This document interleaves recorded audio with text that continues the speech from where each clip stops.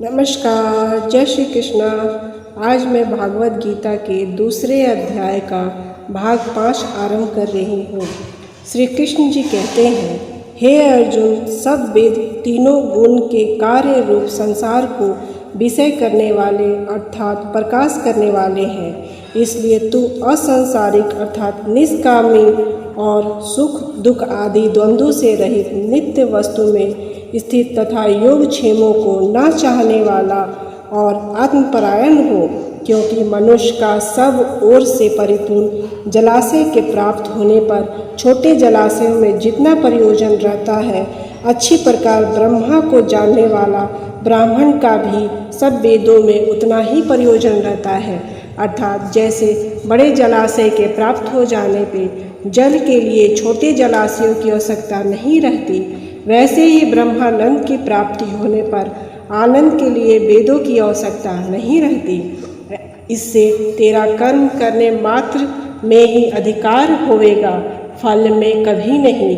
और तू कर्मों के फल की वासना भी मत हो तथा तेरे कर्म न करने में भी प्रीति नहीं होगी। हे धनंजय, आसक्तियों को त्याग कर तथा सिद्धि और असिद्धि में समान बुद्धि वाला होकर योग में स्थिर हुआ कर्मों को कर।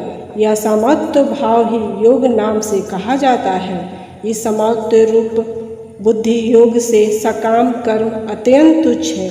इसलिए हे धनंजय, समत्व बुद्धि योग का आश्रय ग्रहण कर, क्योंकि फल की वासना वाले अत्यंत दीन है। समत्व बुद्धि युक्त पुरुष पुण्य पाप दोनों का ही इस लोक में ही त्याग देते हैं, अर्थात उनसे लिप्यमान नहीं होता।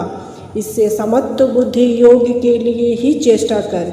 यह समत्व बुद्धि रूप योग ही कर्म में चतुरता है, अर्थात कर्म बंधन से छूटने का उपाय है। क्योंकि बुद्धि योग युक्त ज्ञानी जन कर्म से उत्पन्न होने वाले फल को त्याग कर जन्म रूप बंधन से छूटे हुए निर्दोष अर्थात अमृतमय परम पद को प्राप्त होते हैं।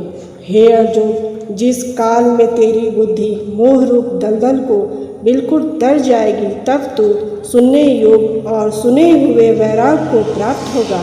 जब तेरी अनेक प्रकार के सिद्धांतों को सुनने से विचलित हुई बुद्धि परमात्मा के स्वरूप में अचल और स्थिर ठहर जाएगी, तब तो समत्व योग को प्राप्त होगा। धन्यवाद। आगे का अंक मैं अगले भाग में प्रस्तुत करूँगी। जय श्री कृष्ण।